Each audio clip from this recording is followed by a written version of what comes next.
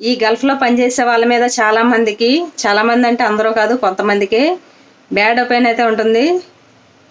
దేశద్రోహులు వాళ్ళ కింద బానిసలుగా బతుకుతున్నారు అని చెప్పి కామెంట్ల ద్వారా అయితే మాకు ఎలా తెలుస్తుందంటే, కామెంట్ల ద్వారా అయితే మాకు తెలుస్తుంది. చదువుకున్న వాళ్ళు, విదేశాలు వచ్చిన వాళ్ళు దేశద్రోహులు కాదు. చదువు లేకుండా మేము కష్టపడి కడుపు కోసం పిల్లలు పెంచుకోవడానికి కోసం ఇచ్చిన వాళ్ళు దేశద్రోహులు. ప్రతి ఒక్కరు కూడా తల్లి తండ్రి ప్రతి ఒక్కరు పిల్లలు చదివించిన వాళ్ళు ప్రతి ఒక్కరు కూడా ఏదో ఒక ఆశ ఉంటుంది.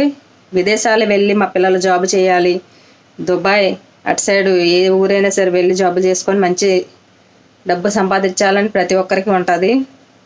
అలాగని వాళ్ళు బానిసలు కాదు కదా, వాళ్ళు దేశద్రోహులు కాదు కదా. అలాగే చదువు లేక మేము ఇక్కడికి వచ్చి వాళ్ళ ఇంట్లో పని చేస్తున్నాం, అంతేకాని దేశద్రోహులు అయిపోరు కదా. ఎప్పటికైనా అక్కడికి రావాల్సిందే కానీ